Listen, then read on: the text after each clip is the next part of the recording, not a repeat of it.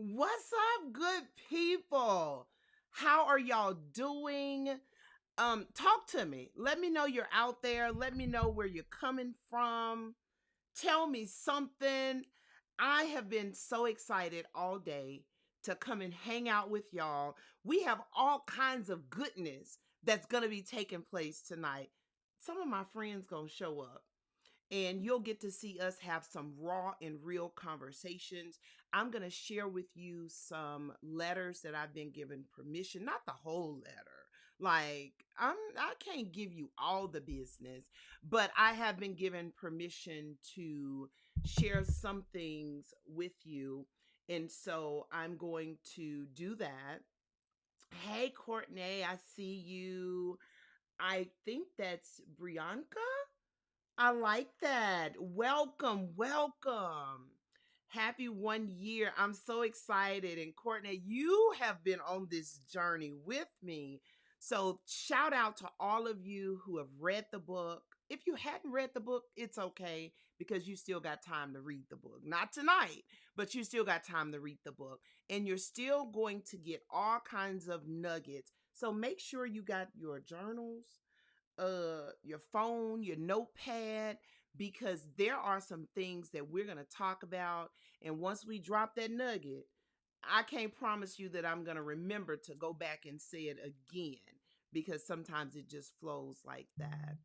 When we talk about polished pain, the title alone carries so much weight with it. And so tonight, I wanted to hang out with you. I have so many people lined up that's going to share with you. Make sure as you come in the room, you drop me a comment. If you don't drop me a comment, I'm not going to know that you're there. Okay? So, what I want to do right now is the person who is going to be coming up next has not entered the room, but I have a friend, y'all, who was reading Polished Pain, and she did an amazing job in the beginning. She was getting into the book, and then she got to a point where she just stopped. Who is reading a good book and just stop reading the book? I'm going to call her on the phone, and I'm going to let y'all hear something. We want to know what's going on with her.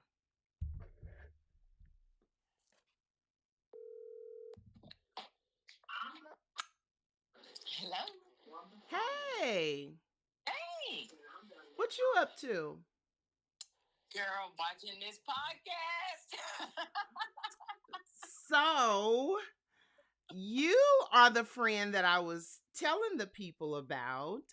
You were reading Polished Pain, and you got to a point where you put the book in timeout and you refused to take her out. Now, everybody had their own experience with Polished Pain, but there was a particular chapter that you just could not seem to move forward from.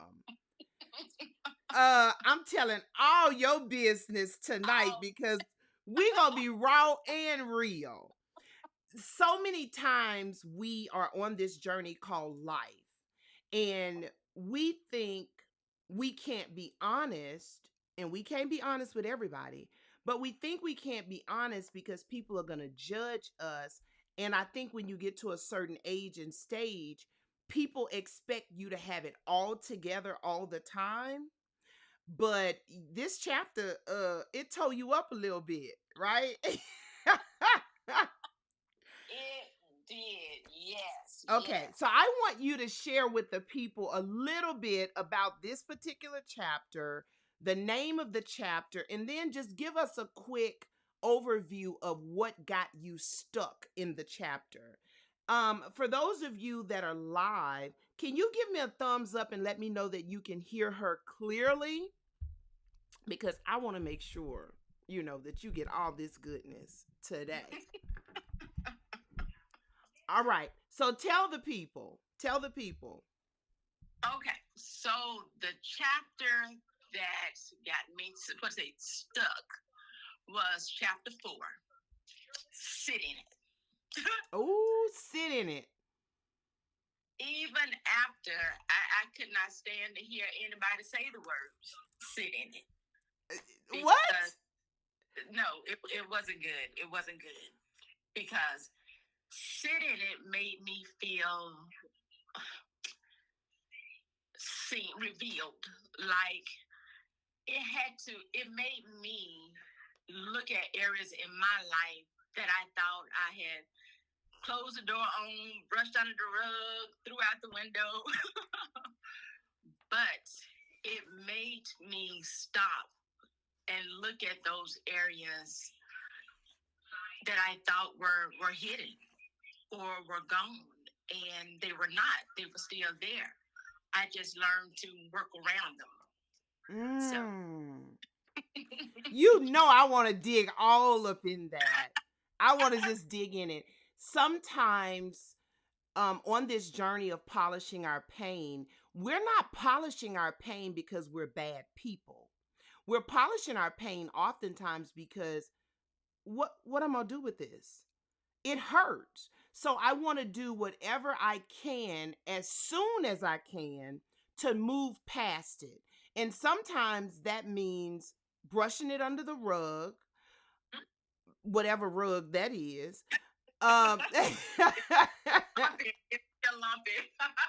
Your rug lumpy. Well, in the chat box, anybody got a lumpy rug because they've been brushing all kinds of things under the rug. I think my rug has some lumps in it too. I'm trying to, smooth them out. But I think we brush it under the rug. We put it in the back of the closet. We hide it. And sometimes we hide it so well that we forget it's even there until you run across something like chapter 4 that demands you sit in it. Yes. Yes. And sitting in it is not comfortable. It is not. It hurts because those things that have hurt you in the past, since you don't deal with them then, you think, well, okay, I'm good, I'm fine. And you actually are not. Yeah. But I'm still learning. We all are. We all are. And I think one of the things we don't talk about with this whole healing journey business is that I might heal from something in this season of my life, and then something else happens, and I find myself revisiting the very thing or the thing that I learned, the thing that I'd gotten over. It could be triggered again, and then I beat myself up because I should have known this. I should have done this differently. And I think that's when we have to give ourselves grace and understand that we are human beings and there is no recipe book that says 2 cups of this, 3 cups of that, and you're going to be perfectly fine. So thank you so much for sharing about sit in it.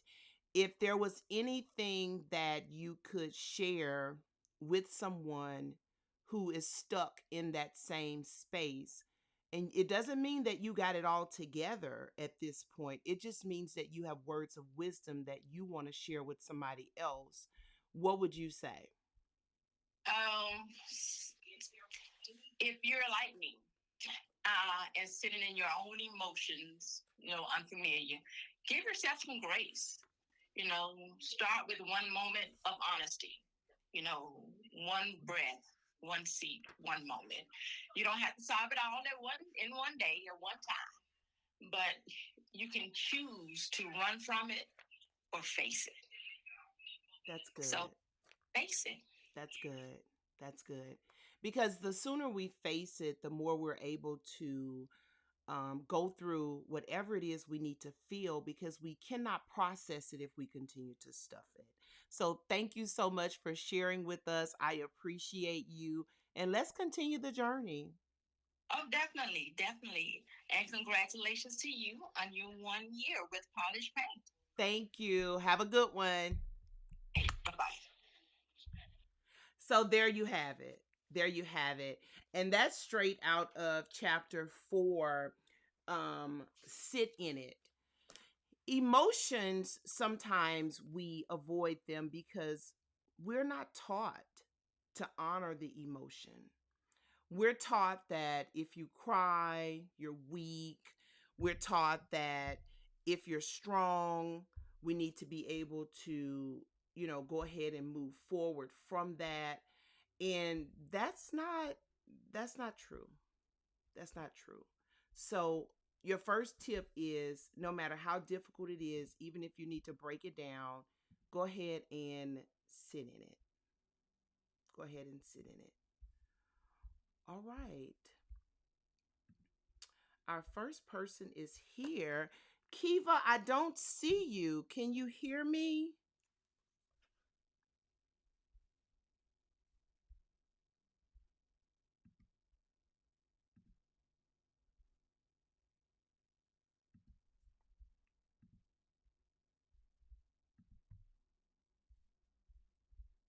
Kiva?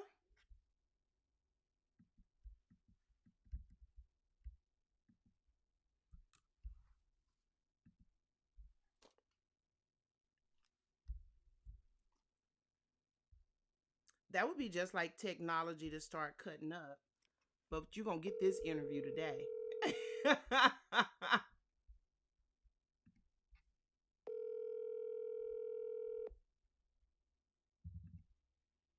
Hey, sis, I did an link. Do I need to join another way? No, that link is what I'm looking for. You are live. People can hear us talking. Let me say that. Okay. I left because I thought let me do it again. I'll be back. Okay, sounds good. If not, and she's gone. Just like with life, sometimes you just got to move and deal with whatever comes up. Her link, for whatever reason, is not showing up.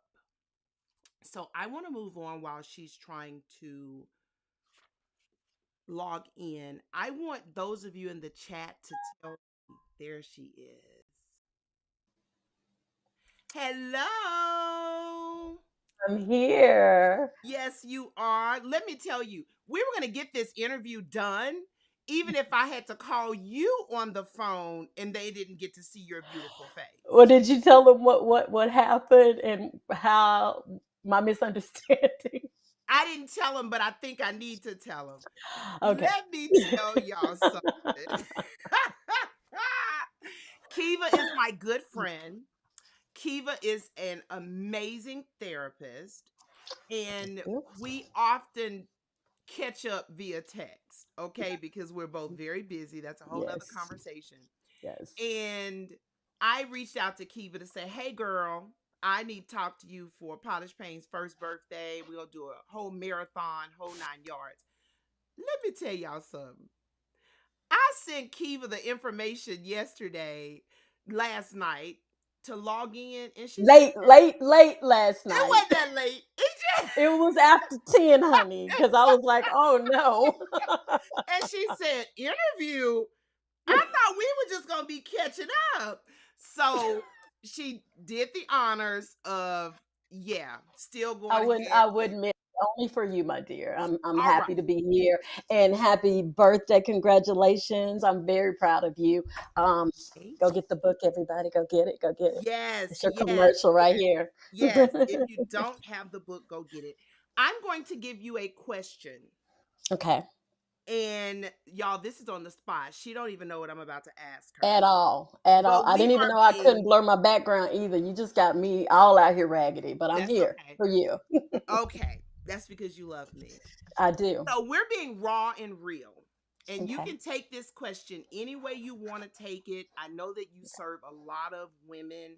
You can Yes. go from that perspective, you can go from your own. Okay? Ooh. What has being the strong one cost Ooh. you emotionally? Ooh, child. Ooh, child. Ooh, child. Whew. Being the strong one. And I'm going to speak just personally because that resonated with me. But being the strong one has made me have unrealistic expectations of myself, have has also made me not be able to even be honest with myself, not be able to ask for help, all of it. And I'll go a step further. I was talking to my amazing doctor, Dr. Wagner, today, and she was talking about her eldest daughter and how she's the family manager. I say, hey, same. When you're the oldest, everything. I'm the oldest grandchild, the oldest child, all of that. You take, first of all, you take things on that are not necessarily yours to take on, but that's kind of instilled in you. You see yourself as an example. You see yourself as this, and you have to be strong for the younger ones, or for this person, or for that person. And so, when do you get to take care of yourself? Yeah, that's cost me. But you know what? I don't live there anymore. Ooh, I've been like, delivered from come that. on. Thank praise God for that. I've been delivered from that. Yes. It's a battle sometimes. I still want to slip back into that, but no more. No more. I'm just me. And sometimes I'm Kiva. strong. And you know what? Even when I'm weak, I'm strong. Because my strength Yes. comes from somewhere else. Yes. And strong is killing us. Yes, it I is. want to dig so deep into that. I want to dig Yes. so deep, but I'm going to highlight the one thing that I heard you say. I just spoke about this Saturday. You said it Hmm. doesn't allow you to be honest with yourself. Yeah. We Yeah. don't like it when other people lie to us. Yeah. But when we're not honest with ourselves, we Yeah. lie to ourselves. I want you Yeah. to give me an example, a raw and real example of what it looks like notice I said Mm. when we lie to ourselves. I'm going to give you an example because this is what comes up for me. But you remember just a few years ago, I was dealing with my mom being sick for a long time, a whole year of being in and out of facilities. Rough, rough, rough. It's probably the most difficult time of my life. And during that time, I just kept going. I just kept going. I didn't take the time to realize what I needed. I remember surviving off of trail mix because a friend of mine had given me a care package, and there was trail mix in there, and I didn't have time to go get groceries, and so that is what I survived on. But the day that my mom died, I remember pulling myself together. As a matter of fact, when I went in and saw her in the hospital, even the nurse said, because I said, okay, thank you. What do I need to do next? And she said, ma'am, we just want you to sit down for a second. Sit down, take care of yourself. And all I could think about is, okay, I need to call these people, and I need to do it in this order because somebody's going to put it on Facebook. So I need to call this person first, and then I need to go to my grandmother in person so she can know, and all of this. And I remember coming home that night after losing my mom. It just gives me a chill. But after losing my mom, no one called me to check on me. No one from my family called me to check on me. And I remember telling myself, you're okay. You're okay. It's harder on them. But I had lost my mom, and I wasn't honest with myself that I needed support because I had to keep going. And it took me, I don't think it really hit me that my mom was gone until, well, a year and a half after. So when the weight of that really hit me, because I didn't have time to stop. I was so busy taking care of everyone else. And because I portray myself as the strong woman and people expect that of me, no one thought maybe Kiva needs support. Her mom died today. No one thought that. No one. No, my phone did not ring. And I just remember thinking, I haven't been honest with myself, let alone with others. Yeah. Yeah. So Yeah. that was a really, that was a pivotal moment in my life.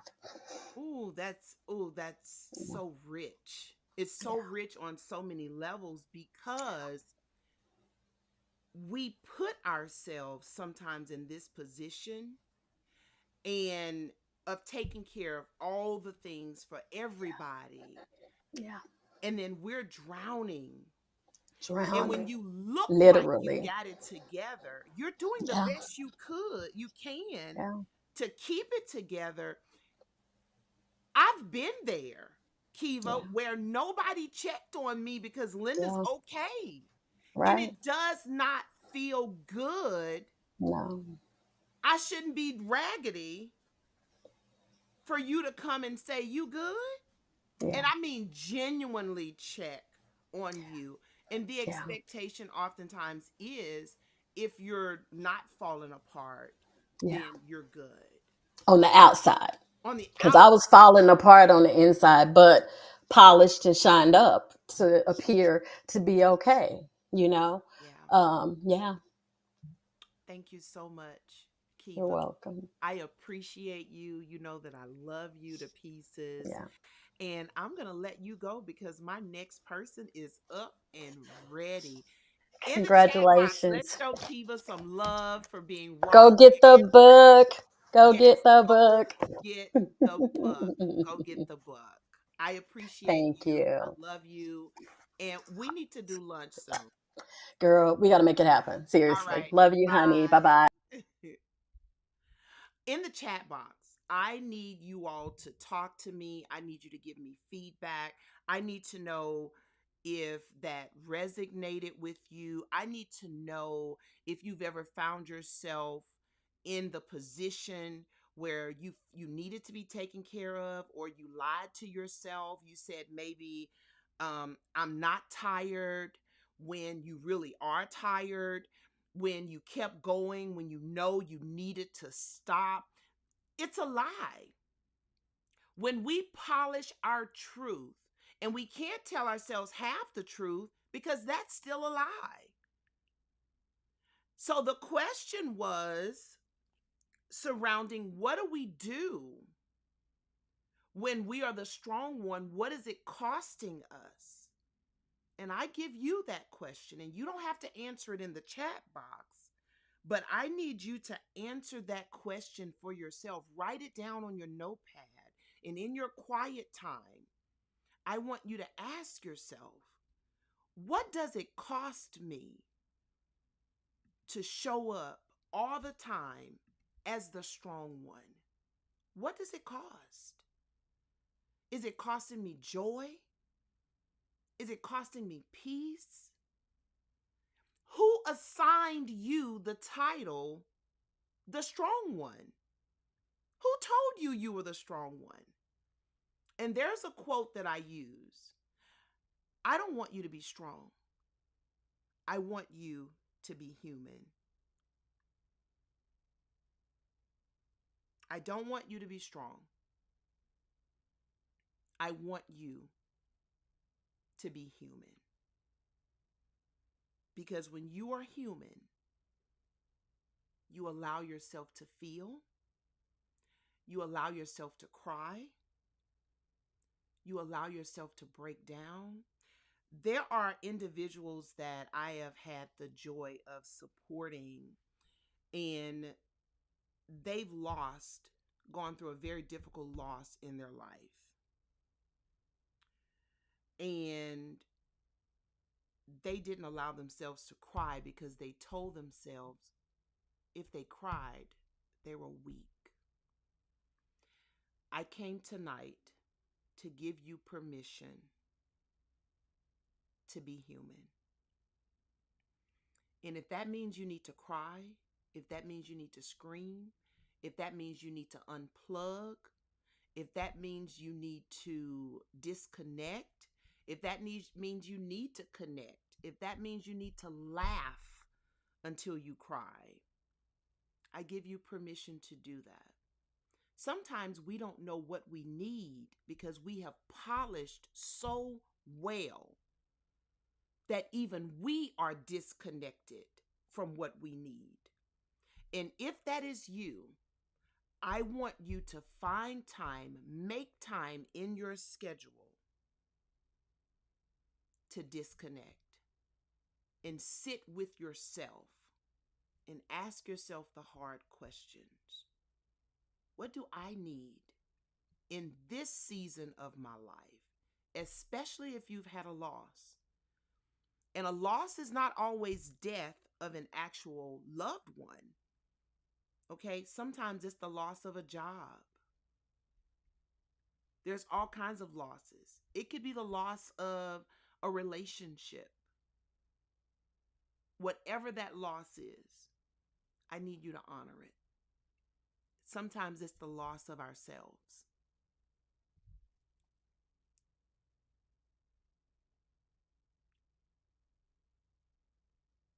All right, let's move on.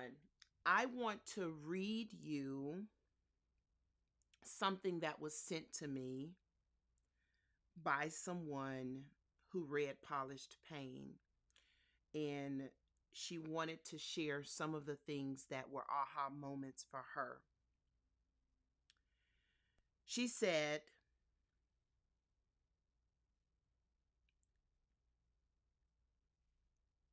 it's so much goodness, y'all. It's so much. She said, I lost myself. I realized as I read Polished Pain that I had poured so much out for others.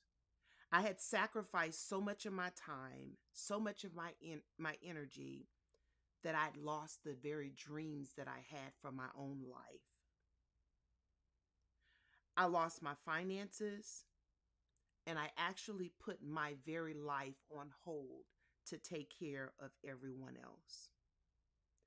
The part that hurt is when I finally took a step back, I noticed that nobody else noticed that I had lost me. Lost herself. I want you to let that sink in for a moment. When you think about your own journey, what part of you lost when that pain hit? What part of you did you leave behind? Sometimes we walk away from our dreams because of what somebody else did when the pain hit. There was a conversation I was having recently, actually, it was just this weekend. And the young lady said to me, she said, well, I'm in a relationship with someone and he wants to marry me. And while we have an amazing relationship, I refuse to get married again. And I said, oh, I said, tell me why. She said, oh, it was a very difficult first marriage. I want you to think about that. She desires to be married again, but because of the pain she experienced from her first marriage,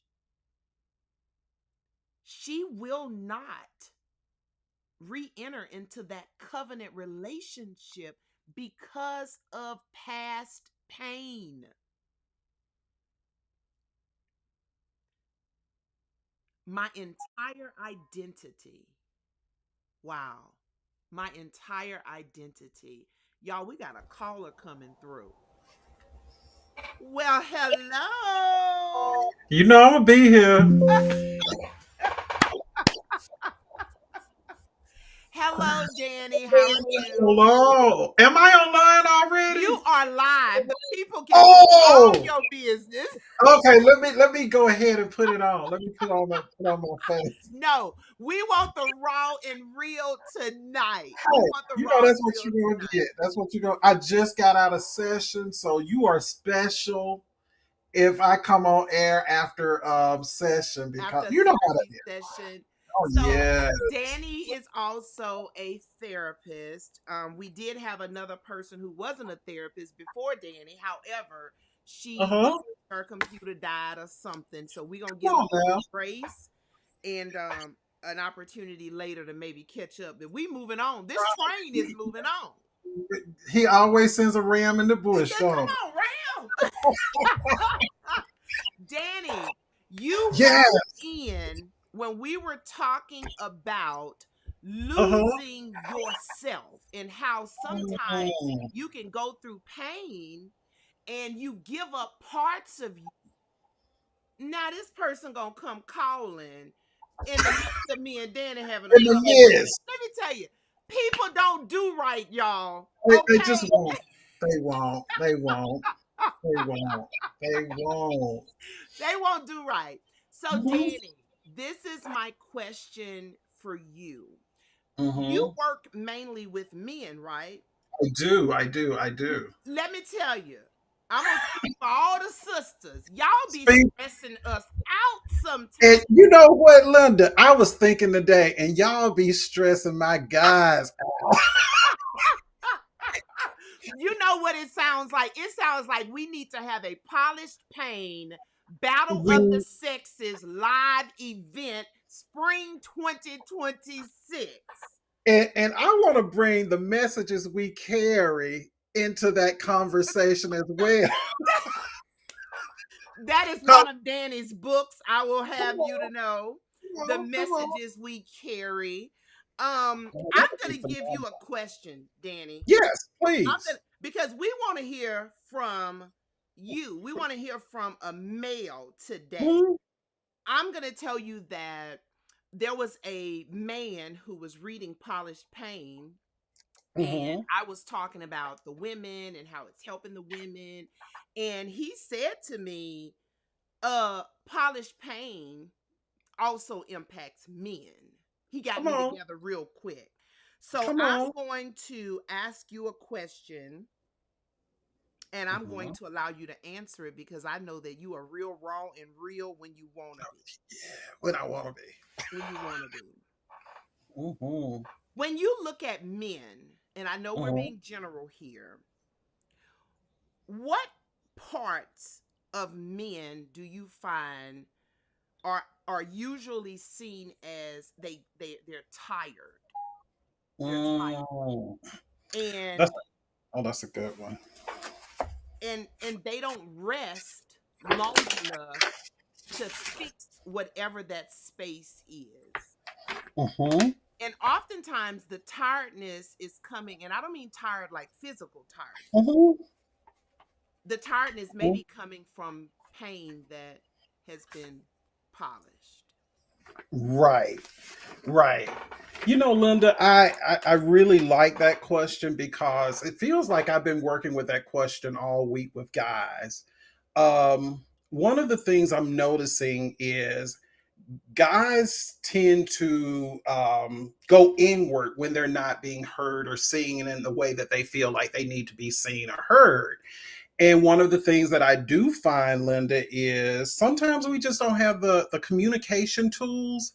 It is something to kind of go up against girlfriends who've been talking for years, knowing how to express themselves. And so when the guy tries to share in the best way that he knows how, it comes across as defeatist because oftentimes he's built himself up to finally Mm, share. And when he shares, he's let down. Now, I think women, I just think people in general don't realize that men are really more caring, thoughtful of what happens more than we think.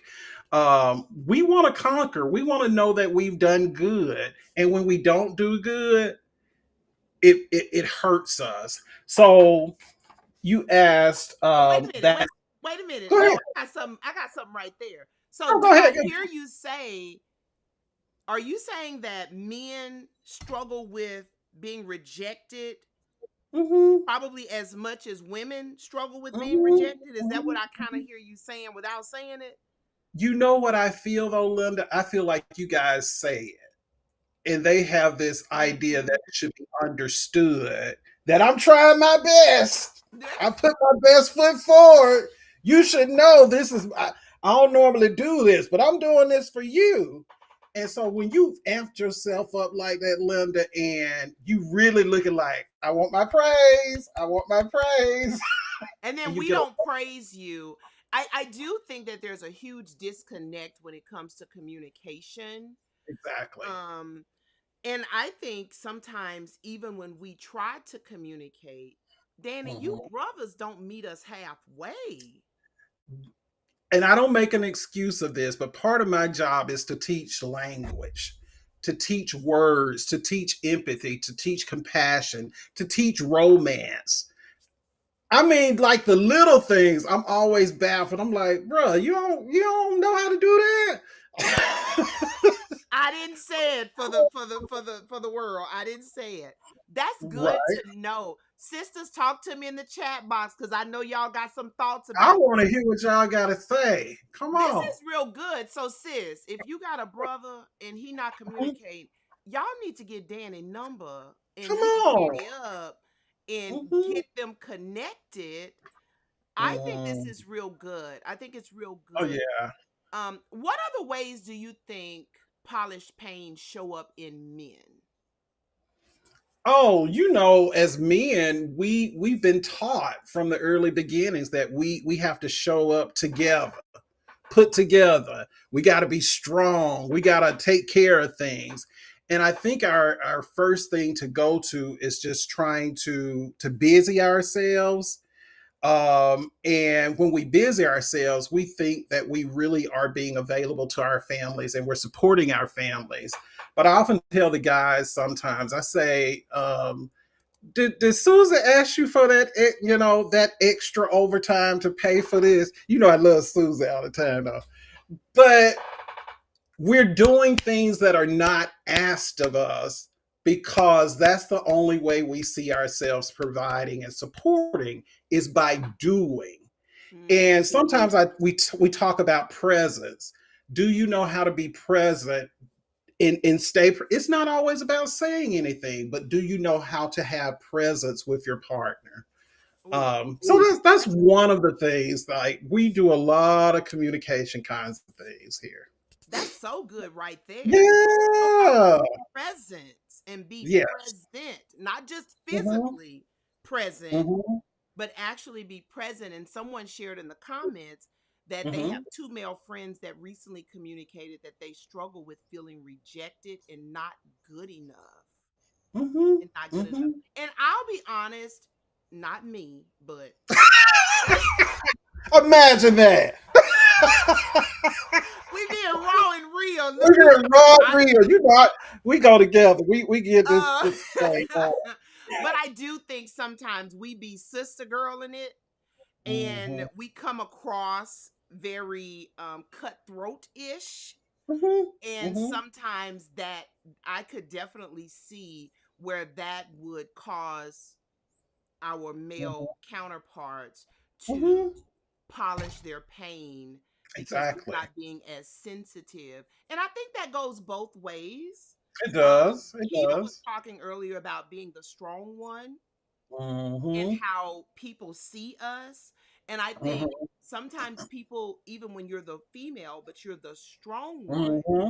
Hmm. people, they don't nurture you in the Hmm. same way because you are the strong one. And that can cause us Exactly. to polish our pain too.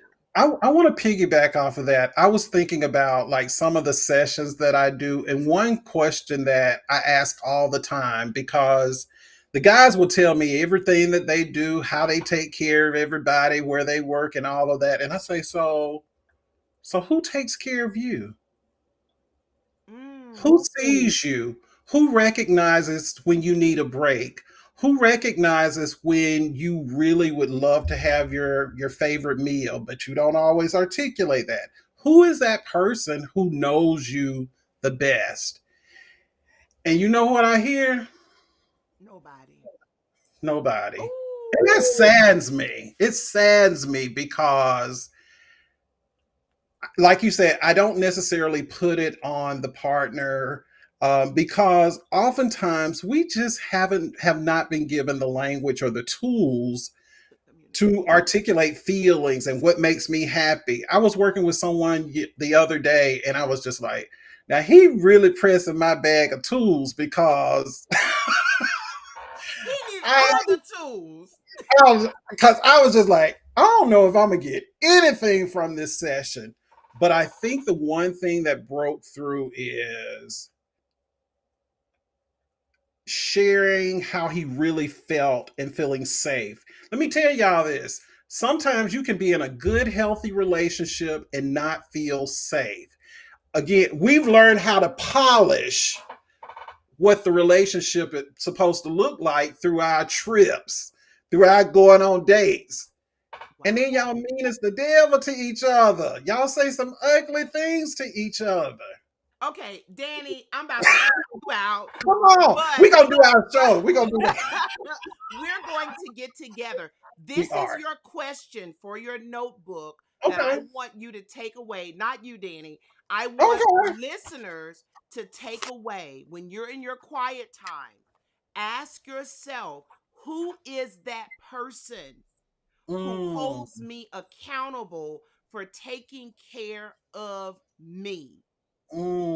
that's good, Linda. Because if you don't take the polish off for anybody to see your truth, Mm, we need to have a whole nother conversation about wellness. mm-hmm, Who mm-hmm. knows me well enough to check me and say, T, Yes, you need yes, to slow up? yes, yes. Danny, we appreciate you.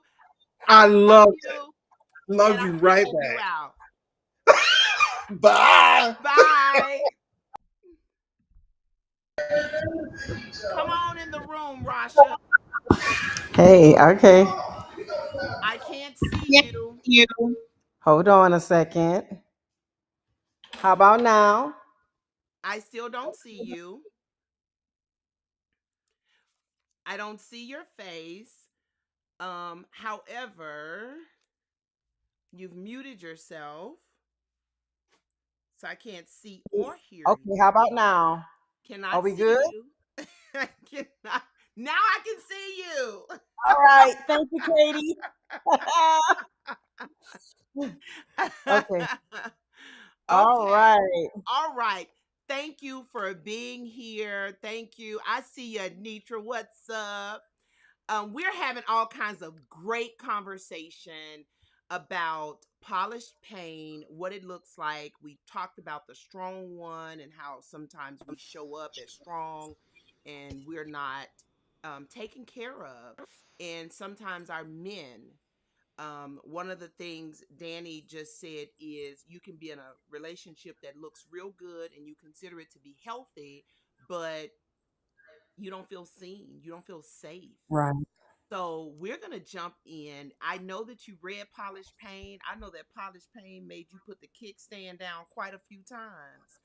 And I just want you to share something with the people about your experience with Polished Pain. Well, honey, let me just say I'm still putting the kickstand down. This book touched me in so many ways and continues to touch me. And I think that's the uniqueness of it. It's not just a one-time read. Yeah. Um, it's almost like a little manual that you keep on the side, and I continue to pull it out. Anybody who say they read this book in one day, I'm gonna leave that alone. Because it But is an easy read. However, it's an easy read. But if you're gonna really, if you read it in one day, I suggest that you go back through it again. And here is why: because you might be still polishing the pain if you could read it that fast and not feel it. This book, and I will say this: I knew Linda, I knew you before you wrote this book, and the book reminded me of how you showed up for me in real life. And every single chapter helped me to better understand your compassion, that this wasn't random, that it was coming from a place of your own battles, a place of your own scars, a place of your own walk with God.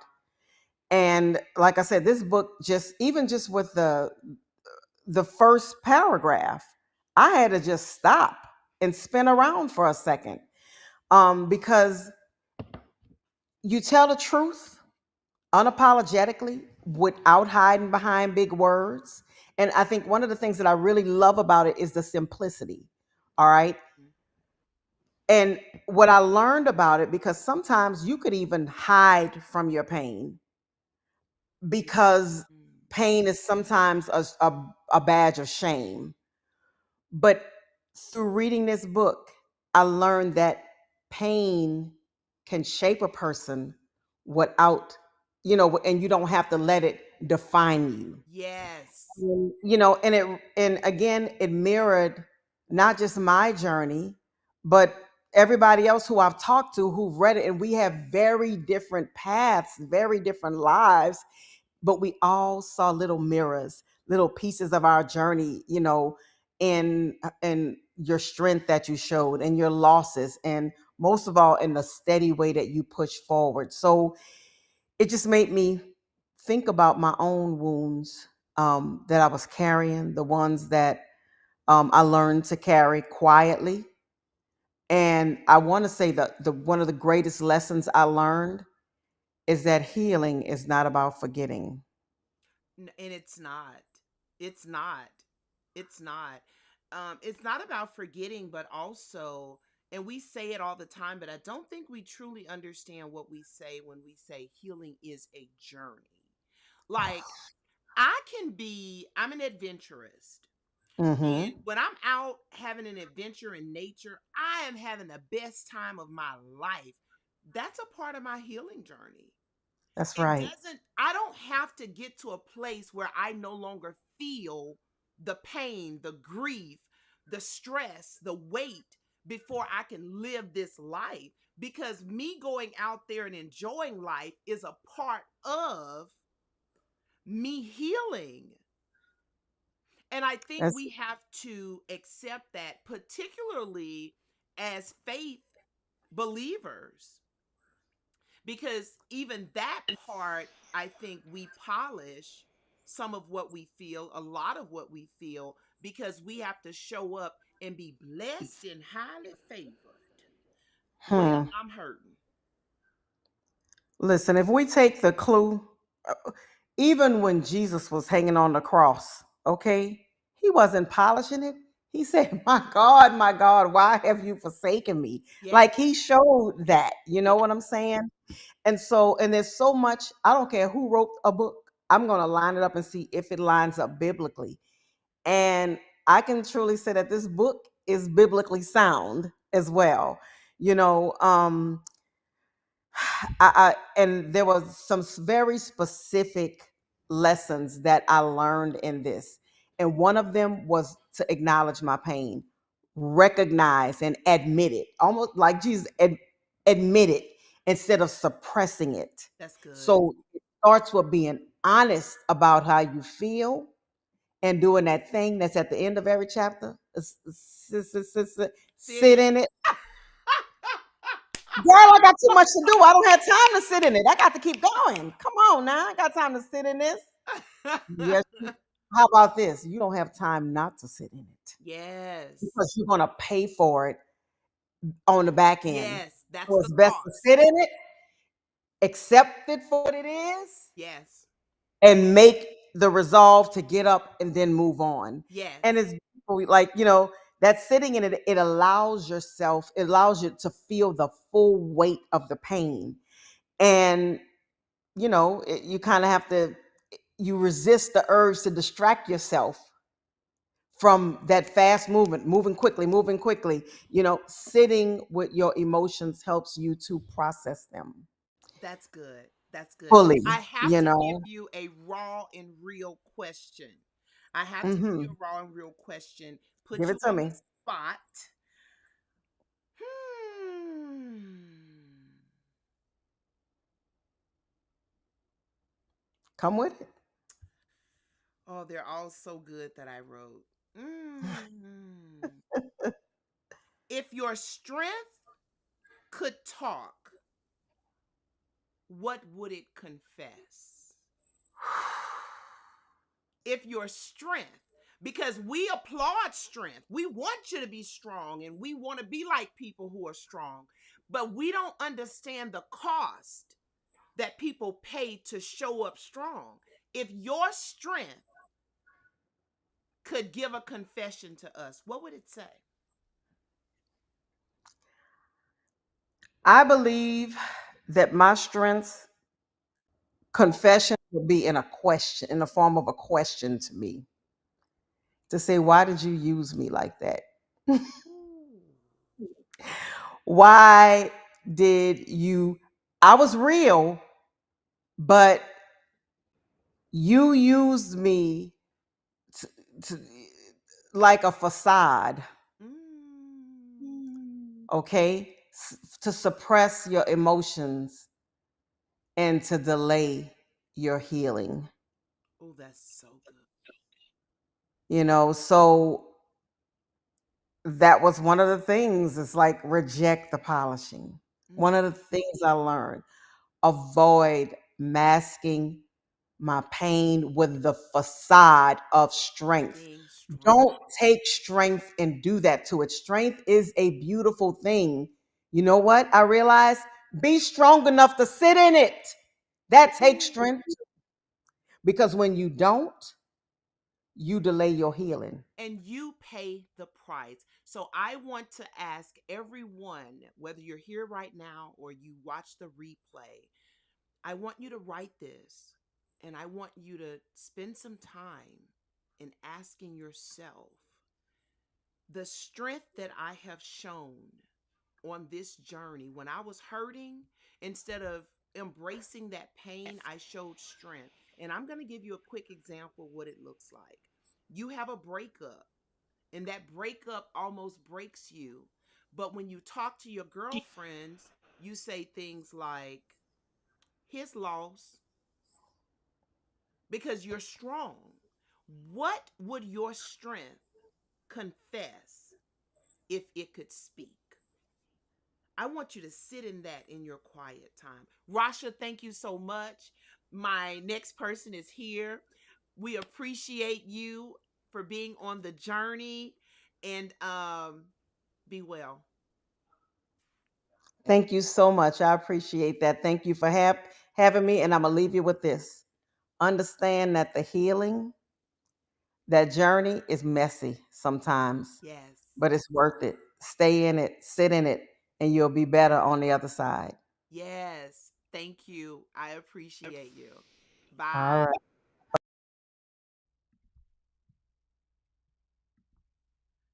Lakeisha. Hey, Hello. How are you hi. doing? I'm fine. I'm doing good. Whew, we are in these polished pain streets celebrating the first year of the journey. I kept trying to think of Yes. what could I do that would serve people. And I think one of the reason I came up with this marathon is because so many times when we're on this journey of healing and trying to call life out, we often do it alone. And I want Mm-hmm. people to know that they are not alone. They are not No. the only ones. Girl, we all out here trying to figure this thing out. And Okay. so and so if you could tell me, because you are a mama, you Yes. also have a blended family, you are Yes. an educator, you are a Yes. wife, you I are am. an influencer. I So am. I want you to tell me when a nugget or two about Polished Pain. You read the book, you processed the book. Give the people something that you pulled from Polished Pain that has helped you on your journey. What did what did I pull from college pain? Um, I know that I learned that healing it's a healing that only God can bring you through. Polished pain gonna touch some spots in your heart that you had hidden deep down that you have to deal with. In order to get on to the other side of this journey, you have to deal with it. So polished pain is real, it's raw, it's transformational. Um it has definitely helped me because when I started reading I was going through a season of burnout. Mm. I was going through a season of being burnt out with my job, at home, just being busy with all my kids. Everybody got somewhere to go at the same time on the same day. Getting up early, 4 o'clock in the morning, to make sure everybody get to where they have to go, and I have to be to work myself for 6:30.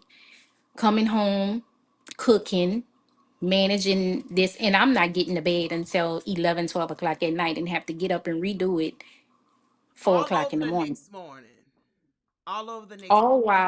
All while trying to film, put content out, trying to grow my platform, still trying to be a good wife, still trying to be a good mother, and I'm not having nothing for me.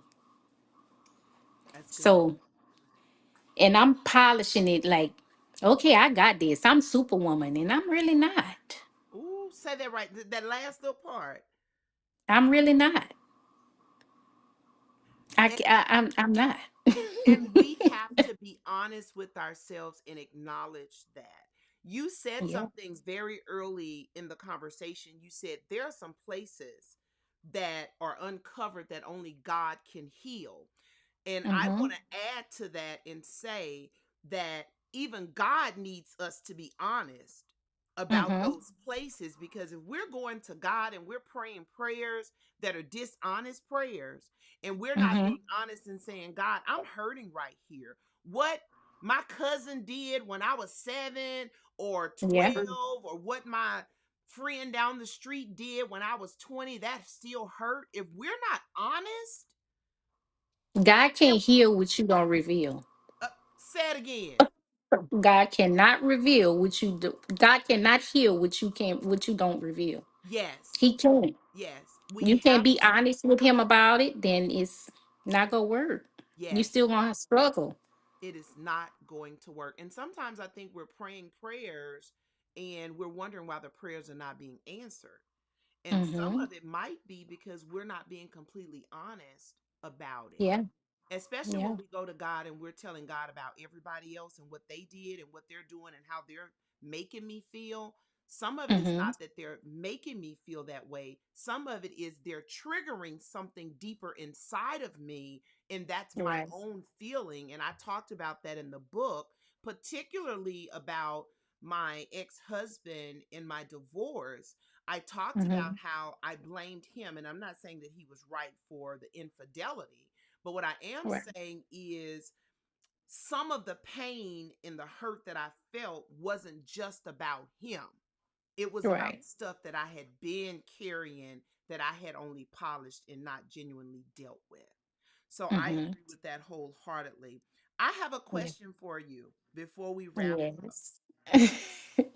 What part of your story, because you're so successful in so many areas, and sometimes when you're successful, people see you as complete Mm-hmm. and they don't see that you have anything other than success happening. But what part of your story feels unfinished to you? What part feels unfinished? My understanding of my worth.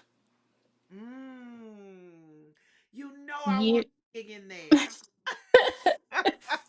understanding of my worth. When I was 16 years old and I was pregnant, my children's father told me that I was worthless.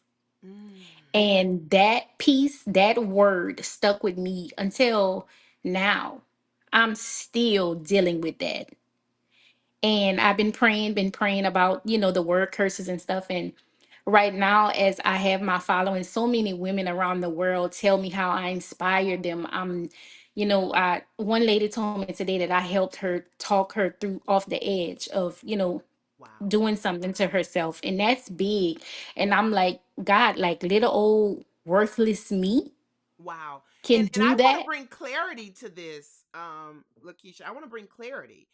Tell the people what you're following number about approximately. Altogether across all platforms, I want to say it's about 400,000 people. So she has 400,000 people following her regularly, and she just told Yeah. you, I feel like sometimes, at least a little, Yeah.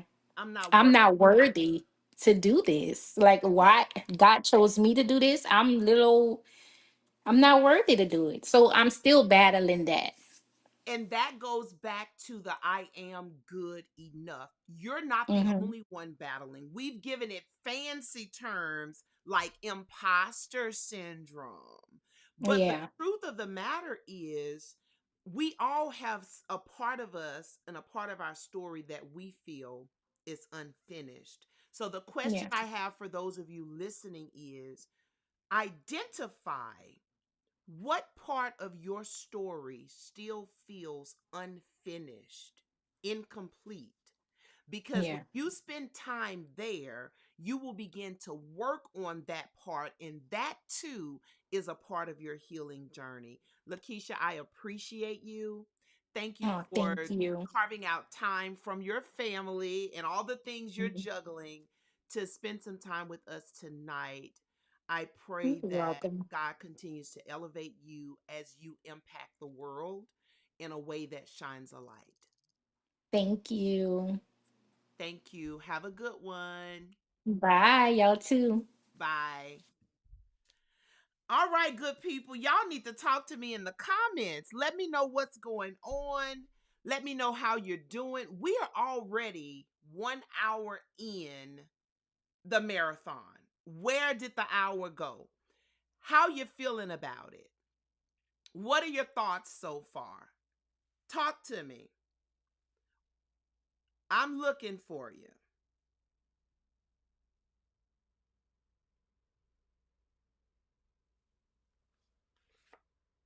I see God cannot heal what wasn't that good. That was real good.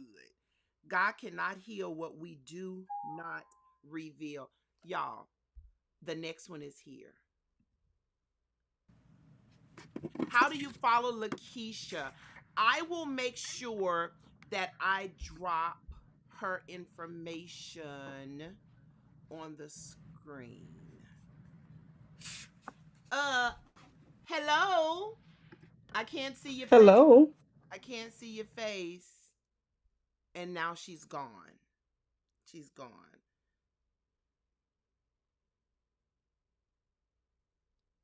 You say this is like church. I love it. Come on to church. Come on to church. Hello, how you doing? Hello. You're on screen. Just know this. Yes. Yes, ma'am. Yes. How you doing today? I'm fantastic. How are you doing? Congratulations and happy birthday to Polished Pain, baby. Thank you. I want so bad to call you your nickname, but I'm gonna say Daria and stay professional. They don't need to know that yet. No, they don't need to know that yet.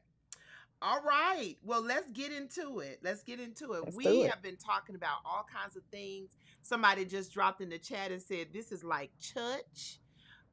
Enjoying It's life so while good. heading. Have you been listening? I have been that's why I had a problem connecting because I was on my phone, but I wanted to get on this on my laptop and so then it technical stuff, but this is so good. Good, good. So I know that you have been on this polished pain journey with me long before the book ever came out. And so Hmm. I want to start by putting you on the spot. Oh Lord. You are in the area working with married people. I am. And I'm going to say, God bless you. No, that I is need all the blessings, okay? that is your area of expertise. And so, okay, somebody just messaged me and said that they're not hearing. Um, are you all hearing both of us okay? I want to make sure. I think you are. But if you're not, we'll have to figure some things out. We're going to keep going just in case I don't see anybody saying anything otherwise that are on. So I want to put you on the spot actually.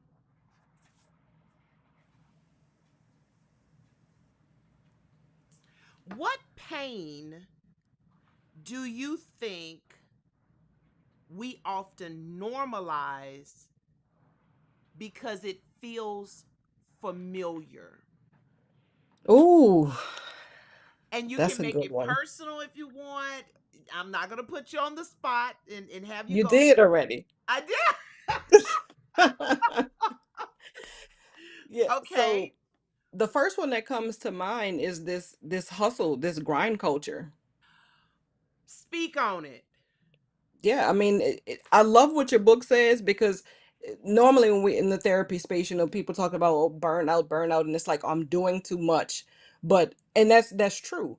But your book really goes back to the foundation of why we're doing too much. And that's what I think we see a lot in this grind culture. It's like, I have to do, I have to do, I have to do, I have to do to be worthy, to be whatever it is that the Lord has already called us. Really, once we've submitted to Him, He's already made us all the things we feel like we have to work to become. So that's the main thing that I see. That's so First good. thing that comes to mind is the grind culture. And if I we have could to really give you just learn to embrace being, yes. the do will come. Ooh. Embrace being and the do will come. And sometimes I feel like we get into this grind culture, and I'm going to talk about me. Okay. It's one of the things I don't like. I Mm-hmm. don't want to be a part of this grind culture where I work 24/7. And when I have found myself there, I was out of alignment. Yep. Yep. And the moment I get back in alignment, I realize I don't need to do all of this because God never called me to do all of the things. He called me to do this. He called me to Mm-hmm. write polished paint. Mm-hmm. Yep. And so I agree with you. And the grind culture is one of the things that push us into burnout a lot Yep. quicker. I Mm-hmm. want to go back to what you talked about with the foundation. I'm not going to let you Mm-hmm. just drop that and then go on about your business. I expect nothing less. I already know. I know what this was gonna be like. Okay. I prayed before I came on. we were taught, we're often taught in mainstream America that burnout means you're working too much and you're not Mm-hmm. taking enough PTO and you're not doing enough self care. Mm-hmm. As I have done research on what really burns us out, it's not Mm-hmm. that we're not doing enough self care, which might be true, but it's not solely that. It's not Mm-hmm. solely that you're working too much. Sometimes it's because we're not doing enough soul care. That's nasty. Oh, and when I say soul care, what comes to mind for you? Addressing it at that level. So our soul is mind, will, emotions, affections, right? Imaginations. So hitting it at that level, not just my body, not just my physical, let me go get a massage, let me take a nap, let me hydrate, getting down to the root. And I love what your book talks about because it is the burnout is a symptom. So we Mm, look at burnout and we think that's the thing that has to get fixed. That's not the thing that has to get fixed. But if we fix the root of the burnout, then the burnout itself will get corrected. yes, yes, you all up in my stuff right there. Well, that I'm just paying you back because reading this book, I was like, what? Get out my business. It is a symptom, and it's a symptom. We see burnout as the thing that we don't want to deal with. When Mm-hmm. we begin to feel burnout, that's a sign, just like when I start sneezing or coughing, Right. it's a Yep. symptom that something else needs attention, Exactly. but we often don't give it attention. Exactly. Because I think part of the reason why we don't want to give it attention is because then it makes us feel like your Lakeisha, I think the Hmm. lady was on it makes us feel like, oh, like maybe we're not worthy, maybe we shouldn't hold this position, or maybe we shouldn't have all these things, maybe I can't manage it. The truth of the matter is, like you said, if we're all honest, we've all dealt with or dealing with a level of burnout Yes. when we are out of alignment. When you get back in alignment, then you realize, okay, I don't have to do these things. Yeah. And sometimes we do the work, but things have a tendency to crop back up, right? And so we just go slay that giant again. Yes. Yes. How does it impact marriages and relationships? We got to touch on it. The Well, the grind culture, that part, or No, polished paint. first of all, some people marrying people, they have no idea who these people really are. And honestly, that's fair because those people don't know who they are. The biggest thing that I've ended up having to help people, couples specifically with lately, has been identity. Wait. You back that train up because you dropped like a whole conversation, and now you about to That's been the sometimes. main thing. So people are coming to they're coming to get marriage counseling and like, oh well, we're having, communication problems, or he doesn't, he doesn't value me, or he doesn't lead the home spiritually, she doesn't respect me as a man. It's difficult to respect a person when that person doesn't even know who they are. It's difficult to value and cherish somebody who on one end tells you this is what I want, but then their behavior shows you something completely different. They have no idea who they are. And Mm, so in some cases we've had to let's pause this. I need to work with each one of you individually because you need to know who you are. And so a lot of people have entered marriages and really have no idea who they are, who the Lord is. And so then you're married to a stranger and you're upset because I don't know this person. What happened to the person I married? okay, so let me connect the dots. You don't know who you are Mm-hmm. because you have polished the pain that you've had on your journey, Yep. and you're showing up as a As somebody else. commercial when Yes. the real person has not shown up yet. 100%. 100%. Somebody in the chat say ma'am. Now you done came. She didn't even have any other. She said, ma'am, I'm ma'am, what are sorry. you doing? This That's what it polished is. pain thing, let me tell you, when God gave me this book, first of all, I didn't even know the title of it. He said, write a book. And as Mm-hmm. I began to write and pray and write and pray and write and Mm-hmm. put the pieces together and pray about the title and the messages and all the things, I thought it was a book. But Mm-hmm. over the last year, I have understood more than ever before that this is not just a book. This is a movement. This is a Yes. massive movement that is going to move people from a place of being stuck in pain to a Mm-hmm. place of being healed, where they can flourish, where they can grow, where they can love, where they can prosper. Some of Where our they can prayers, be. where they can be who they were created Yes. to be, because there are so many ways that we polish our pain. I got to tell you this really, really quick experience I had a couple of months ago. I went Mm-hmm. to an appointment with a loved one, and they got a very serious diagnosis. And the doctor gave the diagnosis, and this is just one example of how much we polish every day. And when the doctor Mm-hmm. dropped the diagnosis, the doctor went on to finish their spiel. I watched my loved one choke back Mm. and show up strong, and I had Mm-hmm. to say, "Stop right here, doctor. Like, give us a moment." Right. So we're so busy to go on to the next thing that there are so many opportunities every day in our lives where we are Mm-hmm. polishing what we Yep. feel. We're polishing the experience that we're having in the moment. And Mm-hmm. so, as you talk about people not knowing who they are and then entering into a relationship, and the partner coming in with expectations that you're going to meet certain needs from me. That has been problematic.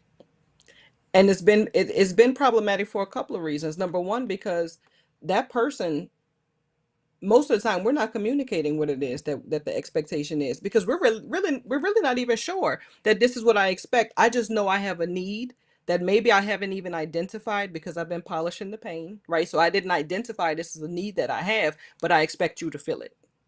I expect you to meet this need. Y'all better talk to me in the comments. But so what does that do, Linda? Cause Daria talking all kinds of goodness right now. You want me to fulfill a need that you hadn't even communicated because you hadn't identified what your That need you need is. it. And you don't even know what the need is. But you mad at me because I can't feel it. And watch this. Let me go on, and I don't do couples. I never have. But let me go on Mm-hmm. and be real quick. And Mm-hmm. then when you're mad at me, I don't know why you're mad. So now I'm going to polish whatever I'm feeling because I don't know that I'm safe enough to come to you and have that Exactly. conversation. Exactly. And that's what I was saying. That's what I was saying. What does that do? Then that perpetuates the cycle, Yeah. right? And so then we either, God forbid, divorce. And if we got kids, then now we just created another wound for the kids. And then that's that generational thing that goes on. Oh, Courtney is running. She running. She done put the running lady up. Somebody get Courtney. Bring Courtney back in the room. We need Bring Courtney right here in the room. Courtney back in the room. So there is a question of what is a recommendation you would make for Hmm. someone who don't know who they are or the needs they have, whether they're in a Hmm. relationship or out of the relationship, because this focus is really about them. What Right. is a recommendation that you would give for them to move forward? You know, you're in the therapy space. We got to be careful when we start talking about spiritual things, right? But Yes. I see, I'm a Christian counselor. So I see Christians, I see believers. And so my answer to that question for the believer, for the the demographic that I see would be, first, to identify who God is to you. Let's look at who he is, because we're created in his image. So whoever we believe him to be, that's who we believe ourselves to be. The second thing is going to be really not to kind of be cliche since we're on the polished pain podcast, but actually do the work of what's in this book. This book, if you really sit in some of these exercises that are at the end of this at the end of each chapter, then you start to get a sense of who I am. And again, not to over spiritualize, I believe in the help of the Holy Spirit. So I ask, That's show good. me, who am I? Where have I been wearing a mask? So, Shalonda, I'm not sure if that answers your question. I'm not sure if you're a believer or not, but that's my response. Find out who the Lord is. And when I say find out who the Lord is, I mean don't listen to who somebody else told you he is. I mean, you get in the book yourself. You do research yourself. Who is God? What are his attributes? If we're made in his image, then we need to have those same kinds of attributes. And then we need to be real in identifying, okay, I have this, I don't have that. I don't even want that. We got to be honest. That's good. That's real good. Thank you so much. Thank I you for want to inviting me. question with the Hmm. people. Are there areas in my life where I am not being honest For with me? God? No, this is a question Okay. they're going to write and they're going to consider in their quiet time. Is there an area in my life where I am not being honest with God? We hit on that a little bit earlier, but I feel like it's a question that we need to sit in and spend some time on. Thank you so much, Daria. I appreciate you for stopping in and sharing with us. I'm going to dismiss you and then we're going to dig in a little deeper. I'll be in the chat. All All right. Thank you so much, right. Linda. All right. Have a good Bye. one. So I need to hear from y'all in the chat box. How y'all doing? It's already 8:18. Social media information. I will drop everybody's information in the chat box. If you are still on and you were one of my guests tonight, Kiva, Danny, Lakeisha, Rasha, Daria, if you can go ahead and drop your link in the chat box, I would appreciate it. If they don't get to do it, I will do it as soon as the broadcast is over. I will do it. So I want to read something, an excerpt from the book. I want to know, first of all, how y'all doing? What are y'all thinking? What's bubbling up out there? Talk to me in the chat box. Are you quiet because you've been arrested? Or are you quiet because you're sleeping? Talk to me out there. What's going on? How are you feeling? The conversations we're having, are they helping you? Are they bringing something up? I have one reader who told me she has read the book 3 times, and every time she read the book, something new showed up that she wasn't aware of. So I think it was Rasha that mentioned it earlier, that there was a lot of things that you can gather even when you go back and do a reread. So there is a passage in the book that says, the longer we polish, the more layers we add to it. If you started polishing your pain as a little girl or little boy, it becomes a part of your identity.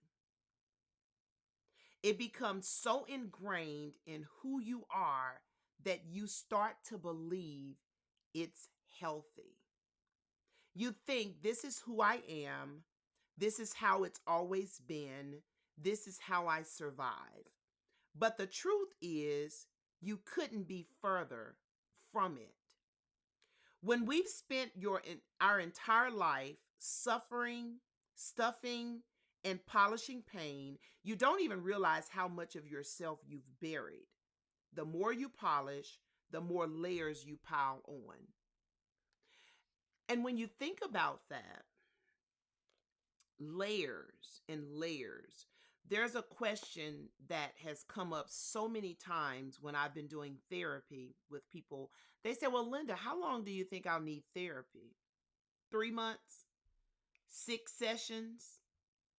12 weeks? I want to caution you as you continue this healing journey that layers don't always mean that they are things that happened in the past. Sometimes the layers are happening right now. You could be on a healing journey and get a medical diagnosis. That's a layer. Sometimes we polish, and I talk about it in the book. We polish not because we want to polish. We polish because life is happening and we just don't have time to deal with it right now. Polishing in that instance is not the worst thing ever. The problem is we never pause to go back and unpolish and sit in what we polished. So as you think about the layers and layers, the longer you polish, the more layers you have. What comes to mind for you? What does that bring up for you? We can dress it up. We can make it smell good. We can drive in something real good. We can live in something real good. But you still got the layers.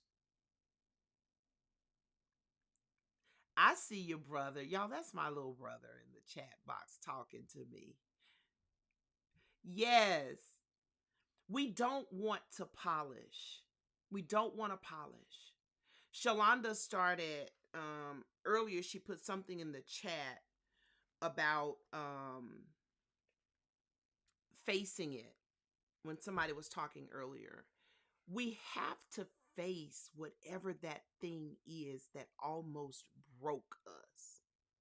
We have to face it, because if we don't, we're going to make decisions from that place. We think it's healed. Y'all remember us talking on the phone earlier about that carpet that we brushed stuff under, and now the carpet got all kinds of lumps? We think it's over with, but it's not. We get angry at people that have nothing to do with the pain that was caused. And this can be 10 years, 20 years later. If you don't deal with it, it's not going to just dissipate. All right? If anybody has a question for me that you would like me to answer in real time about polished pain, now is a really good time for you to ask that question. Talk to me. If you have a question, maybe there was something that you were reading in the book and you said, you know what? I'd wonder what Lynda would say about this. Now is a good time to pick my brain. I'm watching. I'm looking. In the meantime, I want to talk about secrecy. being loyal to secrecy. In the chat box, how many of you were raised and in your community and in your family, you were told what happens in the house? Let's see who can finish that. What happens in the house? I'm watching. I think there's a delay. What happens in the house? It must have been just my house. It must have been just my family, my community. It stays in the house. Whatever happens in the house, it stays in the house. That seemed like it was such an innocent thing to teach children. In the book, I talked to you about being loyal to that secrecy. That when you are loyal to secrecy, what actually happens is you become disloyal to your truth. And I want you to sit on that and think about it. I want you to sit on it and think about it.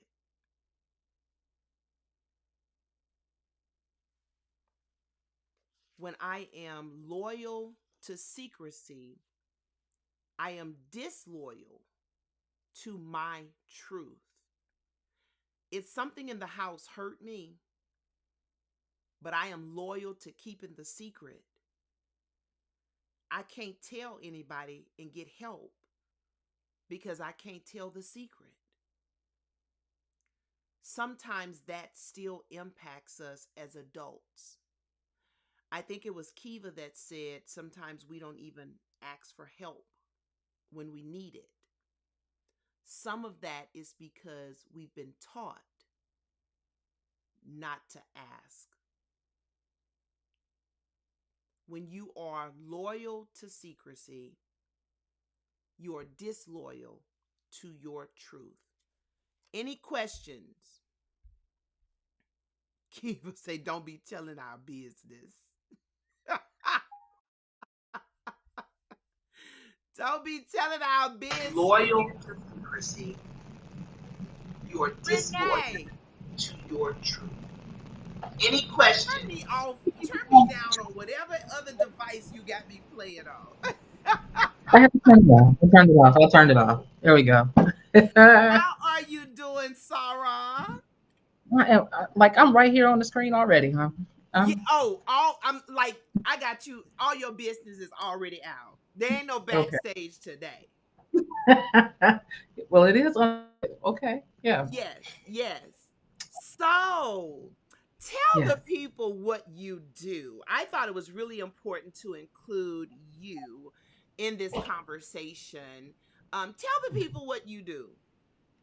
Well, I am a licensed professional counselor, Okay. and and I'm also a certified sex therapist. Okay. And so I work a lot with couples, and mostly I would say couples and women when Okay. it comes to any type of sexual dysfunctions, Okay. So things like professional. that. It's often a conversation or an area of expertise that we don't touch because Mhm. we have been taught that it's not okay to say sex. Um, Mhm. and we're not getting into nobody business tonight. But I did want to have the conversation with you because I think sometimes when we look at things like polished pain or mental wellness, we don't understand that there are a lot of intersections where it crosses over and impacts other parts of our life. When Yes. you think about polished pain, how does polished pain impact relationships, intimate relationships, or how we interact? Because it could be my husband, Mhm. because I know we Mm. have some believers on the call. It could be my husband. How does it intersect? Hmm. Okay. So polished pain when it comes to intimacy and how that can show up in a relationship. Hmm. Okay. One of the biggest things that I've seen, I'm trying to figure out how I can say this and Stay clean. stay clean, like you say, stay clean, stay professional, and all that. Please, Um, please. I am now a licensed minister. Okay, so oh, yes. Okay. All right. Well, but sometimes just being, I'm not going to say raw, but just saying what it is the best way to go. So okay, I'll say a lot of times, I don't know if I want to go in a personal sense because you said we want to get nobody's business, but I'm going to I'll say some things. It may be personal, it may not be. It may be a okay, client that I'm okay, representing. It could be sure. anything. It could be anything that I've seen. I would say, as far as how it can show up in an intimate relationship, is more so when you're not able to be expressive, when you're not able to express the things that you like or you don't like. And so that could be from previous relationships, or it could just be from things that have been instilled in you from when you were a kid, things that your parents may have said to you.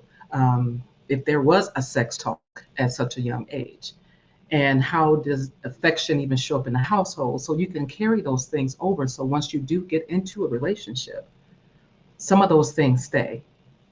And so when it comes to being able to say, hey, I need more hugs, or hey, I need more of a kiss, or I need you to rub my leg a little bit softer, Mhm. and doing those type of things, you don't want to say it because you're not sure how your spouse, your partner, your boo thing, or whoever it may be, how they're going to react to you. So That's then you'll good. hold back. That's You good. know, You you did hold. real good too. You kept it. Okay. You did real good. But you said Yes. something that I want to dig into. You Hmm. said if you even had a sex talk, Hmm. and many of us parents did not sit down and have a sex talk. Hmm. How does that intersect with polished pain Okay. that they I'll didn't tell you even this. have the talk? Yes. You know where And I'm I'll going? say it. I'll say it like this because I've had a lot of clients who would say that my parents didn't say anything to me about sex, or if they did say anything, it was more of "don't do it." That was it. Don't do it, or wait until you're married, or if you do it, this is what bad girls do, or this is what bad boys do, or some boys are encouraged to get out there and do it because that's what men do. Those are some of the things that I've heard. And so when it comes down to the you're being told don't do for so long, and you keep hearing that, that's the message that you keep that's the message you keep telling yourself, don't do, don't do, don't do. And let's just say if you've been told don't do this until you get married.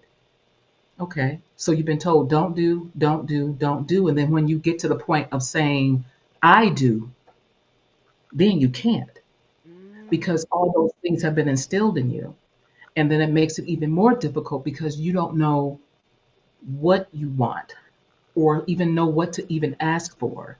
Or just because I say I do now that I'm married, it doesn't automatically just open those doors for you. And that polished pain yeah, is what, that's what just keeps coming because of those messages that have been told to you for because so now you're long. living under a stigma. Because even Hmm. if I'm with my husband, does this make me a bad girl? Yes, yes. And I hear I that so often. I wanted to also talk about a lot of the times parents or caregivers might not have educational. That's what we're talking about when we say the sex talk. We're talking Hmm. about sound education. Somebody is Hmm. going to educate you. Somebody's going to educate your child.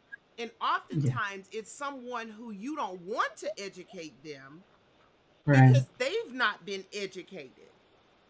Yes. And And so when parents don't have educational conversations about your body and what happens to your body and what you're feeling with your body, and how to protect your body and all those things, sometimes it's because of their own polished pain. Yes. Yes. So that But it trauma. sets, yes, their own traumas. And so polished pain is so much bigger than just, oh, um, it's getting over a little bit of hurt, or it impacts us for years and for generations on when we don't give attention to the areas where we have been hurt. And when you have two people in a relationship and one person is not comfortable saying, wait, don't do that, Hmm. that person opens themselves up to be hurt again Yes. because the Yes. other person doesn't know. Yes. Yes. And that's what makes it. That's when they end up with me, after of doing that for so long, and then even just getting them to feel comfortable to talk about those things. And even when you say like the educational piece of teaching who taught them about sex, who taught them about their body parts. And the one thing that kind of just burns my buns is when parents do not teach the children the proper terms. I knew you were going to say it. Teach them the Yes. proper terms. Do not say that, and it's don't tell a little boy that that's his pee pee, or that's his hot dog, Yeah. or a little girl, and Yeah. this is a good one, that's her little pocketbook. Yeah. Okay, that's not where she keep her change, Yeah. but put her change in a pocket. Don't put, tell them the correct terms. It's a penis. It's a not just It's not a VJJ. not of a JJ, and No. it's not when you're looking at not looking at it, but when you're saying vagina, that's the inside. So we need to teach the girls about the vulva, which is on the outside. Yeah. So those are where everything is at. So it's the vulva is on the outside, vagina's on the inside. And a lot of times we forget about that part. So it's just more so just making sure you're teaching them the proper terms and not the cute terms. Yeah. So that when they tell you my vulva hurts or something's happening there, you'll know what they're talking about. Yeah. Because if they say my pocketbook, okay, tell me more about this. What pocketbook? Somebody else might not know, another family member or parent or teacher, and they tell the teacher this. The teacher's thinking that maybe it's a little coin purse. Yeah. So it's also of, okay, tell me what's going on and be able to be able to address and say what those terms are. And I'm going to go deeper. And I don't even know that you know this about me. The Mm-hmm. first 18 years of my career, I worked with children and teens. Mm. Okay. Okay. And I did a lot of court testimonies. Oh, And I worked with a lot of children that had been hurt. And one yes. of the things I would teach is parents have to train their children to understand the proper names, because research shows, number one, it prevents sexual abuse. Mm-hmm. But one of the issues, and this is how polished pain shows up in this conversation, we don't call the nose anything other than the nose. Exactly. We don't call the eye or the mouth or the ear anything other than the eye, the mouth, or the ear. Exactly. When we teach children names for their private parts that are not the proper names, we inadvertently teach them that something is wrong Mm-hmm. with that Yes. part of their body. We teach Yes. them that it's a secret. Yes. Yes. Why would we teach them that? What has happened on the journey that we are uncomfortable with calling whatever the part is what it really is? Yeah. And again, I think that's from trauma from way back when, Hmm. Yes. just thinking back to, I would say, my grandmother, and how when someone would get pregnant, they would say that this girl's pregnant. It's more so she broke her leg, or I don't know how you get a broke leg out of pregnancy, but she Broke broke her her leg. leg. And everybody and the young folks like my mom when she was younger, it's like I don't know why mom said that. We knew the girl was pregnant, but she talking about she broke her leg. Yeah. So it's like Yes. Yes. you know Yes. things like that. So like where did that come from? What did her grandma tell her, or what did her mom say? So it's like yeah, Ooh. a So broke I leg. want to So shift gears yes. because Uh-oh. I know that you were all in Polished Pain, and Polished Pain was all in your business.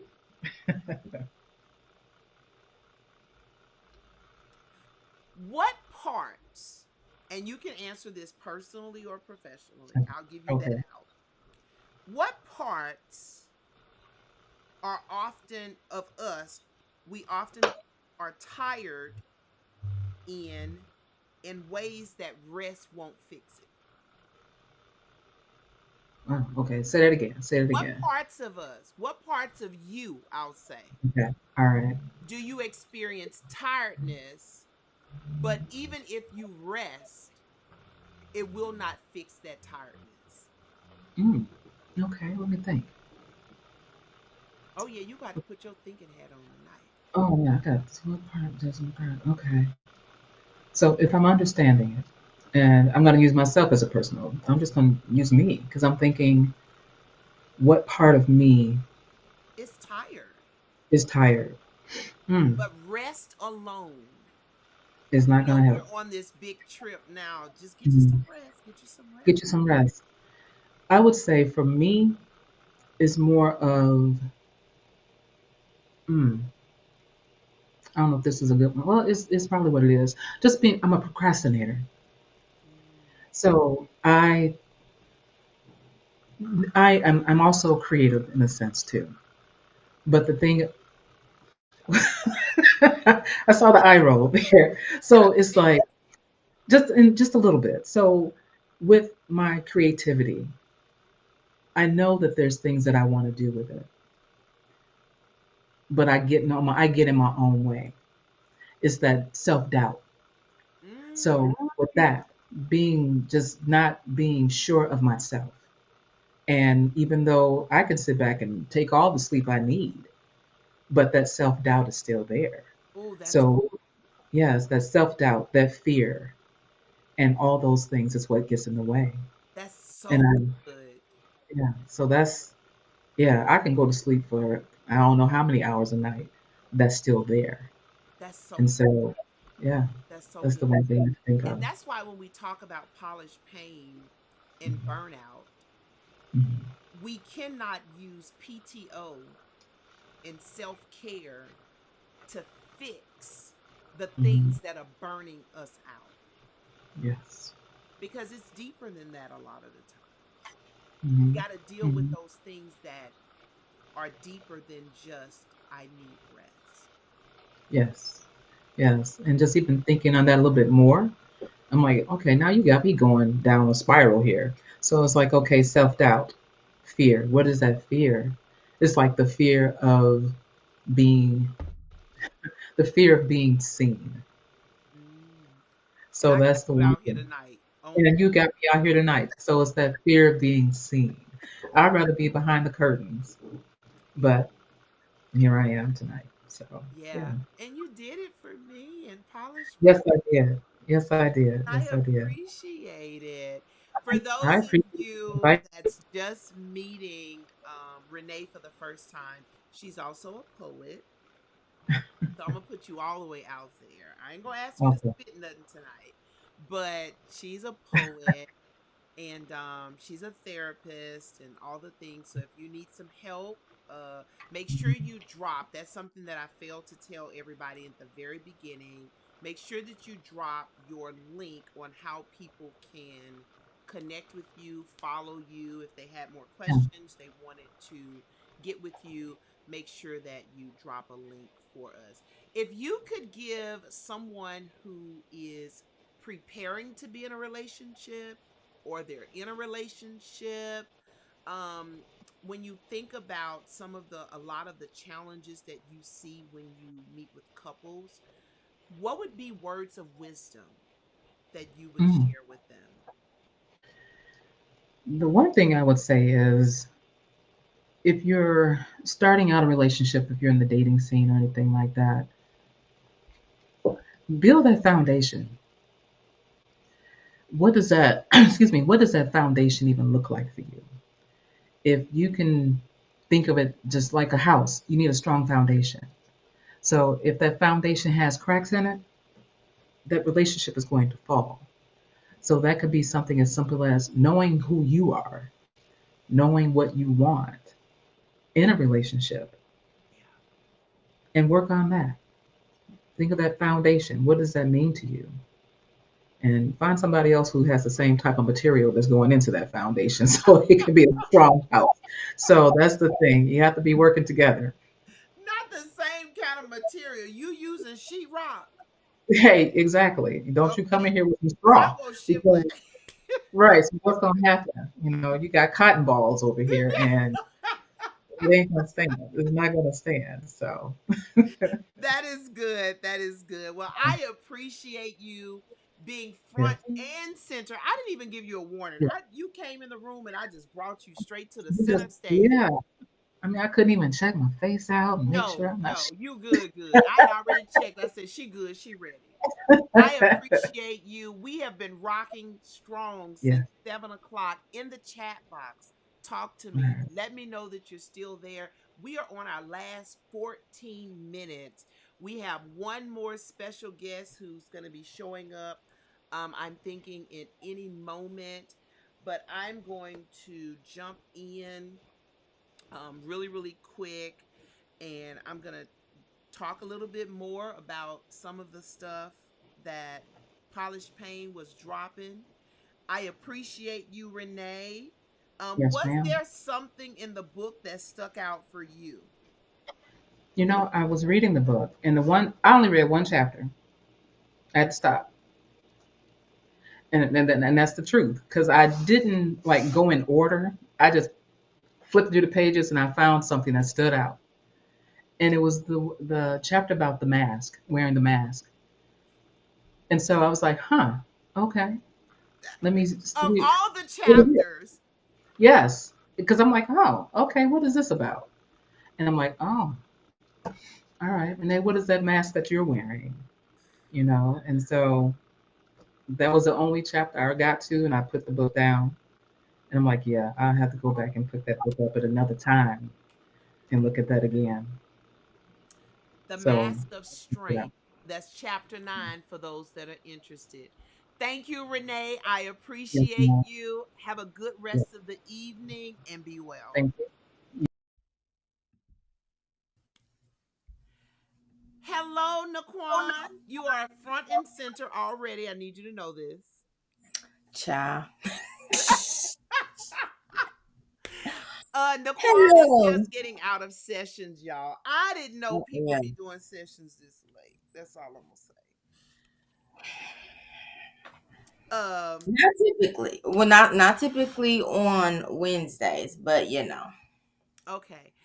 But Naquan yeah. is out here doing all the things, y'all. She has a best selling book she released a couple of months ago. She's getting ready to do a TEDx talk in January. She has relationship cards. She has a workbook to match her book. She's doing it all. She's doing it all.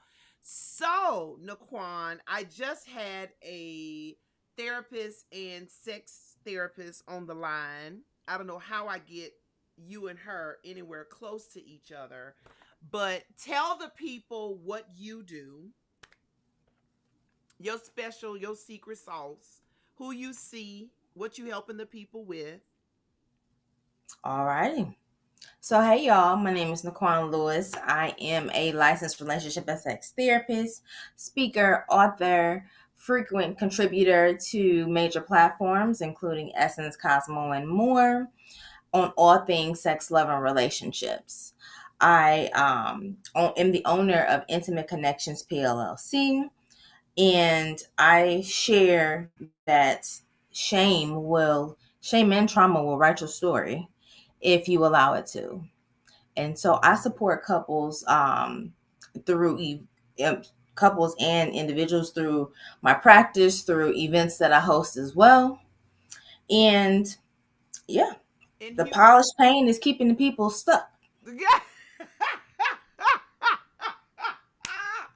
Naquan, what is polished paint doing? Keeping the people stuck. Keeping them Okay? stuck. Keeping them Keeping them stuck. stuck.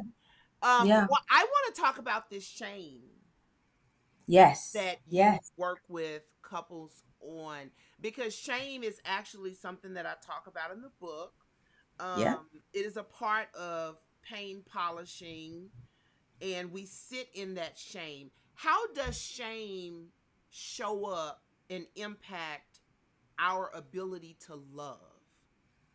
Oh yes. So, you mentioned that I am uh I'll be doing a TED talk, and this is what I'm talking about, which is shame, right? So, trauma explains pain, and shame is what keeps that wound open. And so shame tells you that you're not good enough. It tells you that your story has been written and this is just what you have. It colors who you choose to love, how you show up in relationships and friendships, how you show up at work, right? It's the narrative that we learn about ourselves that limits our ability to live, love, and connect. So when you think about shame,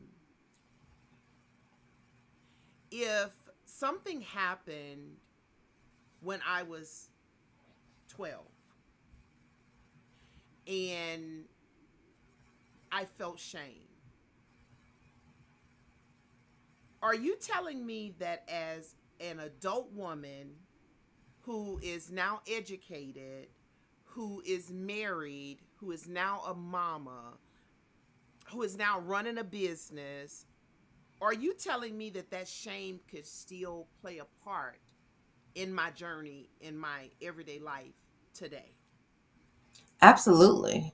Because shame is important to understand that shame is taught, right? And so if it's taught and it's your norm, then it goes along for the ride until you, one, gain awareness, and two, be able to get some tools from somewhere, from Polished Pain, or from my book and what I teach, or coming to see me, to be able to gain the tools to understand how it is still shaping your story and be able to interrupt it. So it's going to listen, shame will follow you to the grave. Okay. And I'm just going to put this in there. Shame is not only taught at the house, Oh, yeah. sometimes shame is taught at the church house, At the church house, on the internet, at the store, at school. shame at schools. It is taught through learned behavior, through unspoken expectations, through image, like mirrored behavior. So shame, it's the messaging that we get that something is wrong, What right? is. Something is wrong with us. Oh, that's so good. That's so good. If you could drop the people one good tool or nugget on how do you begin, because you said identify it. You gotta be able to interrupt it. What is Yeah. one thing that you would recommend that a person who is dealing with shame, what would you recommend they do as a nugget? I would recommend that you seek attention, because if you can't recognize it, you can't do anything about it. So go grab your copy of Polished Pain. Come on to therapy.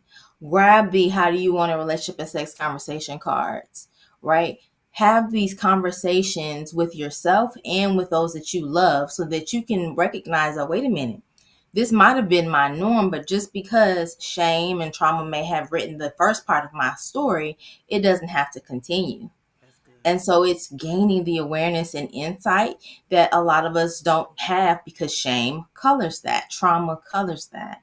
That's And so my nugget would be seek help. You don't have to do this by yourself, and you weren't meant to. And yes. so seek a resource. You don't have to come to therapy, but it could be therapy, coaching, resources, books, podcasts. There's a number of things that you can do, but it starts with gaining the tools to build that awareness, and then the tools to interrupt it. That's good. Notice that she said you have to do something different. You have to seek resources.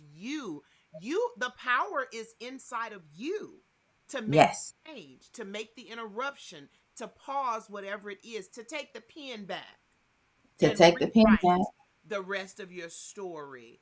Um, it's so important. You also used a phrase that shame and trauma colored.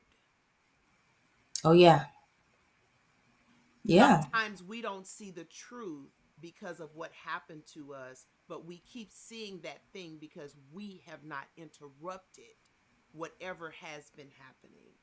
We have the power to make the change. We have the power to stop polishing our pain. We have the power to stop feeling shame for ourselves, even if we were taught it, even if it was modeled for us. We have the power to do it. I appreciate you, Naquan, for dropping in, hanging out with us, especially after sessions. Please make sure you drop your website, your links to be followed in the comments, because people have been asking about links to contact, the special guest. So I appreciate you. I You appreciate are you dropping welcome. by. All right, good people. Um, we have about 4 more minutes. I'm gonna hang out with you until next time, Naquan. Until Peace. next time. All right, y'all. We are wrapping up. Our 2 hours is gone. It's over. I have had the most amazing time hanging out with you all, but I want to gift every one of you an opportunity to spend an intimate hour with me in a group where I'm going to be hosting a 60-minute reset. It is my gift to you as we end the year. I want to spend some time with you where I will be helping you to shift as you end the year, reset things. Shalonda, if you could drop the link in the chat box for me. You can actually sign up tonight. It's free. Hello, somebody. I'm going to be hosting it on the 4th of December. So you will have already had your Thanksgiving dinner and working it out. But I want to spend some time with you and help you to reset. The year has been heavy. There's a lot of things going on in the world. There's a lot of things going on in our families. And I just want to help you to reset and hopefully end the year in a good place. Pause the polishing so that we can move forward. If you know someone, if you know a loved one, a friend who has been having some difficult challenges and they need a reset, share the link. Share the link with them and ask them to join us on December 4th. We're going deep. We're going to be in a Zoom room. It is not going to be live. It's going to be live that I'll be there, but it will not be live on social media. And it's we're going to go. We're going to do some work. We're going to do some work. So many of us are carrying a lot of heaviness right now, and we don't have a safe place where we can release it. And I want to provide that for you. Shalonda, did you drop the link yet? If you could drop that link for me, I would appreciate it. She's going to drop a link and you can click that link and register. You have to register. It's free, but you have to register so that I'll know that you're coming and can be prepared to receive you on the 4th. On the 4th, if you choose to come, make sure that you have your notebooks, make sure you have your pens, and you might want to bring your Kleenex. I don't know. I've been told that sometimes there are seasonings in the room. So I want you to make sure that you come and carve out time. Make sure that you're in a space that night where you can be fully present. It's not something that you want to multitask on. You want to be present so that you can get what you came to get and experience a reset. Shalonda, if you can also go ahead and drop the link if you have not read the book and you're interested in getting the book. Shalonda's going to drop a link for you to be able to order it and get you a signed copy of Polished Pain. I appreciate you all journeying with me this year. For all of my special guests, thank you for giving of your time to serve others, even while you may have been tired from your own day's work. I appreciate you. And Shalonda, stop saying a lot of seasonings. I appreciate you all. This is my heart work. I am not doing this from the head. This is work that I feel very connected to from the heart. And I want you to stay tuned because 2026, y'all, we healing. There's all kind of amazing things that I have planned. I need my ladies to know that you're going to need an after 5 dress because I got something that's coming up that you will not want to miss. All right? All right. Thank you for the opportunity to serve you tonight. Make sure that you are connected to me on all my social media platforms. If you did not subscribe to my YouTube channel, I'm getting ready to light it up.